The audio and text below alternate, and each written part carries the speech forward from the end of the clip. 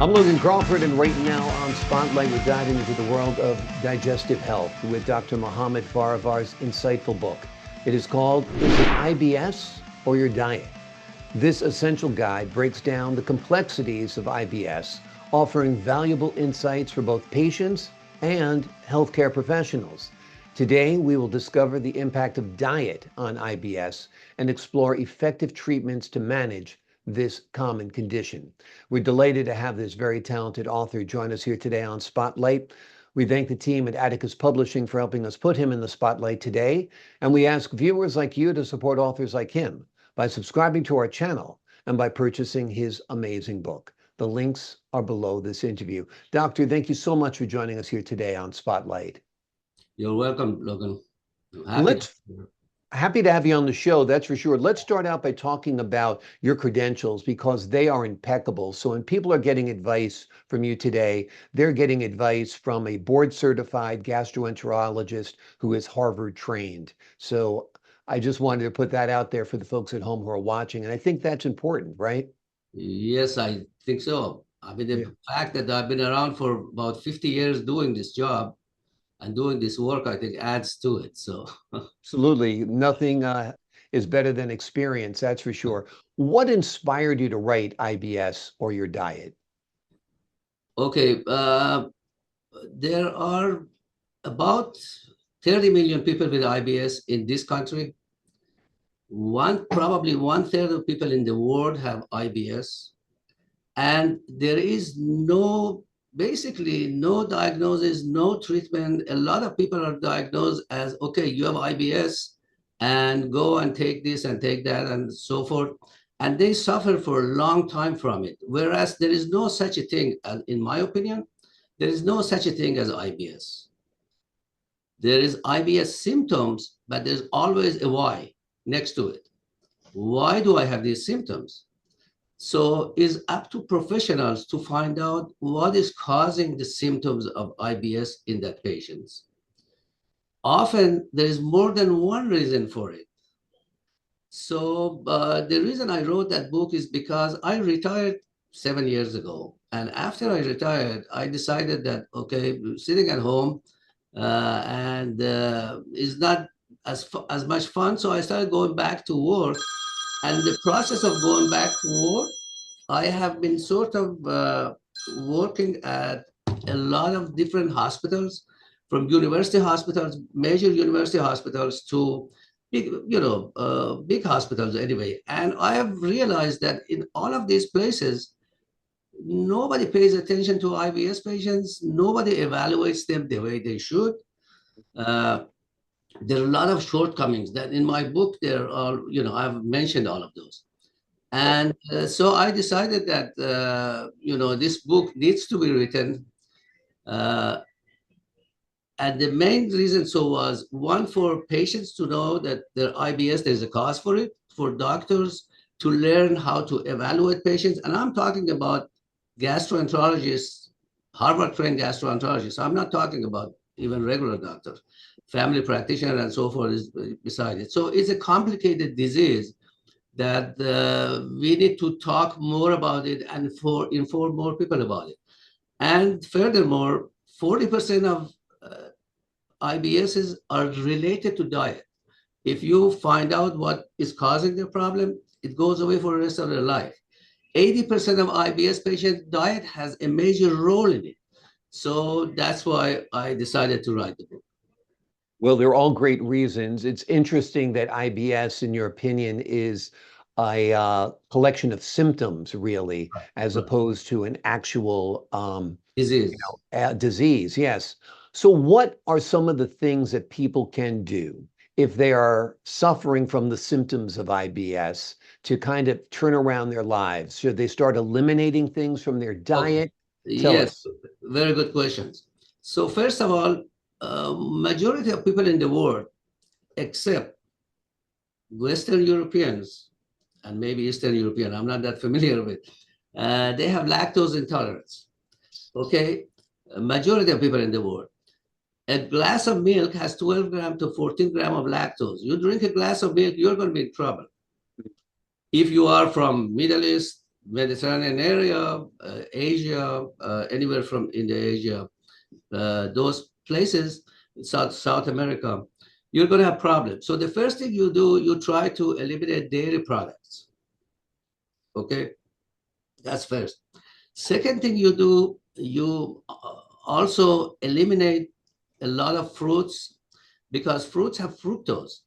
We are not capable of absorbing fructose. Fructose has to be in conjunction with glucose to be absorbed.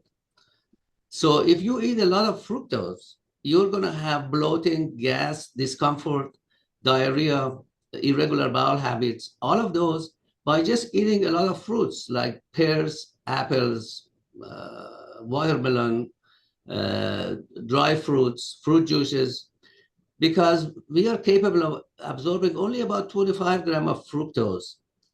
And some people, even with 3 grams, they have problems. So eliminate fruits that after lactose. If you are eating, if you are used to eating a lot of fruits, cut back on them. Not that eliminate, cut back on them. Some people have same problem with sucrose, with sugar, table sugars, and so forth. These are all tests that we can find out about them, whether patient has those issues or not. With breath test and drinking fructose, lactose, we know whether they have problem or not. Unfortunately, in these hospitals that I'm talking about, they don't have facilities to measure breath hydrogen test to do this to see whether patients have problem or not. And this is such an inexpensive thing. When I was in private practice, I had 3 of these equipments for my patients when they come to measure their breath test. Very inexpensive, very easy to do. I don't know where the resistance is, why we are not doing it, why it's not done. So it's up to patients. One of the reasons I wrote the book also was for patients when they go to see their doctor, and if they diagnose IBS, ask them why, and can I have a breath test to see whether I'm lactose intolerant, fructose intolerance, glucose intolerance, whether I have too much bacteria in my intestine. All of them can be done with a small equipment that you drink some substrate and you breathe into that equipment and it shows, measures how much hydrogen is in your breath.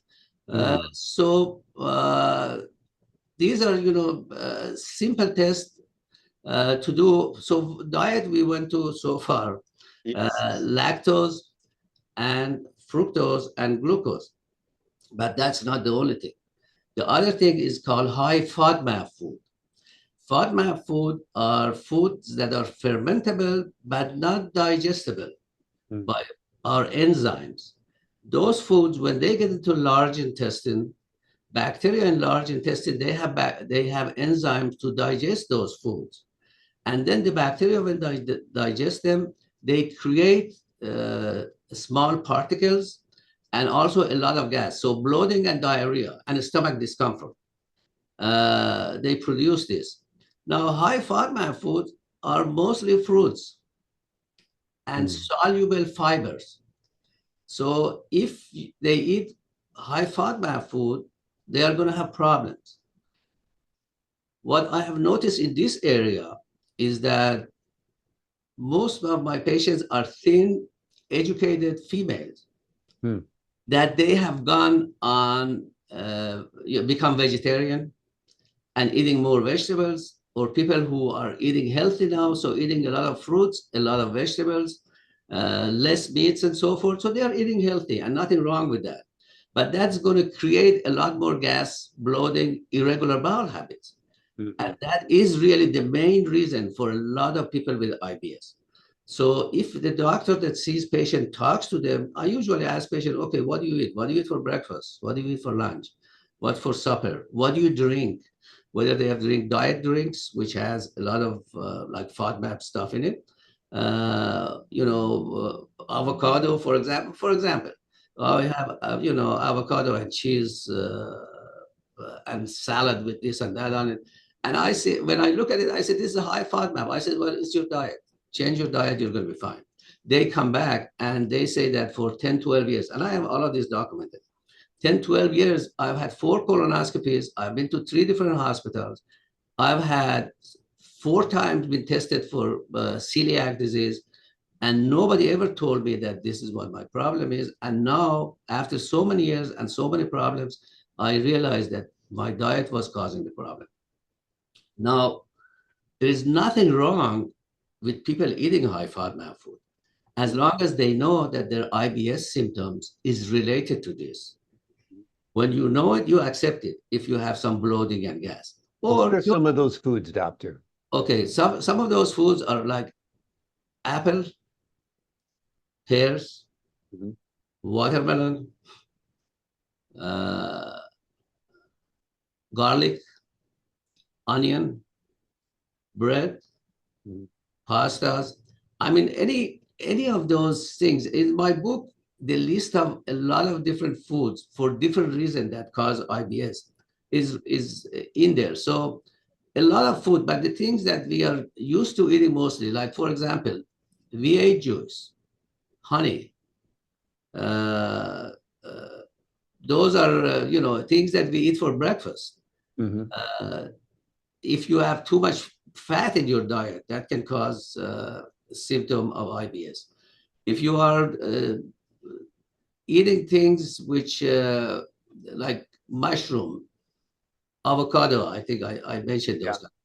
Those are the food that and a lot more food really that they all are high in FODMAP, and people can search on the internet high FODMAP food Mhm. and to avoid it. So I usually tell people to avoid high FODMAP food, lactose, and gluten for 1 week, and then gradually start and see if your symptoms goes away.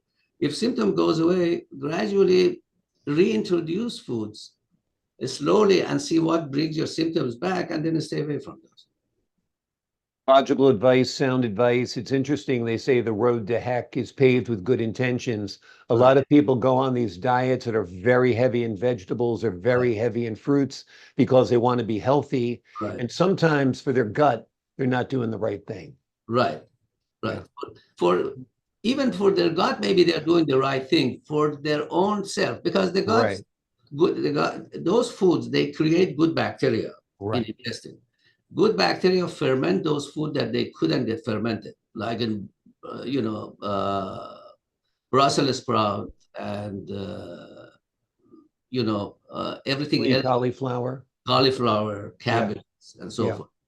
Uh, and so this end result, they also produce a lot of the good bacteria are good for our health. Right. Uh, the acid butyric that they produce is good for our colon, but the end result and product is bloating, frequent bowel movement, some discomfort. So I'm not saying that don't eat them. I'm just saying know what's causing your problem. So don't keep doctor shopping and going from one place to another and having more tests done when your issue is as simple as that. So Great advice, doctor.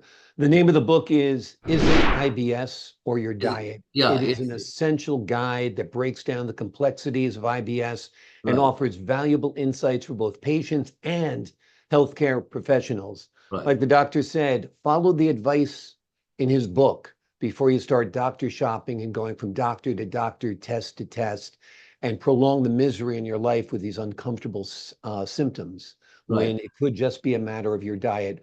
40%, as the doctor said, are attributed to diet, right? 40% is only diet, 80% diet has a role in it. 80%. Amazing. 40% is just the diet. Now, a couple of issues that I want to talk about, and because I see frequently patients that have been for years and years, have gone to major university hospitals and have had tests done, and including today. And these are people that they come and they say that I often get severe crampy abdominal pain and I have to run to the bathroom. And sometimes if I don't find a bathroom, I lose control, and I know every bathroom between my where I work and my home, because sometimes I just have to run. Those people, they have a condition called bile acid malabsorption. These are people who had gallbladder surgery. And Mhm. and again, this is very little known about this among doctors and gastroenterologists. And all they have to do is to take a bile acid binding resin, which is readily available, and the problem goes away. So people who've had gallbladder surgery. The other thing is people who get watery diarrhea and severe and at night and so forth, and they have microscopic colitis. So these are the two issues that are missed frequently, and these people really have been suffering for a long time, and they're easily treatable, and they are considered IBS. We don't know why, and then they go to internet and they buy a lot of supplements, which none of them really are good. None of them I recommend it, including probiotics. I was looking last night in preparation for this, and I see there are about 120 different products in the market for IBS patients. Okay, and all they needed to do, these people, and okay, so this continues as long as your diet is the same and nobody knows about it, as long as you've had gallbladder operation and you're having these symptoms and nobody knows what to do about it, your problem continue. Then you go to psychiatrist and you go to different things. So it's really a major issue. This IBS is a major issue in this country. A lot of money is being spent by people. Companies are making a lot of money on these poor patients that they are running around and not knowing what to do. And, so that's the story. It's great advice across the board. Doctor, thank you so much for joining us here today on Spotlight. You're welcome. I appreciate your time. Nice to meet you as well. Nice to the folks at home, I'm Logan Crawford, thanking you for your time this time until next time on Spotlight.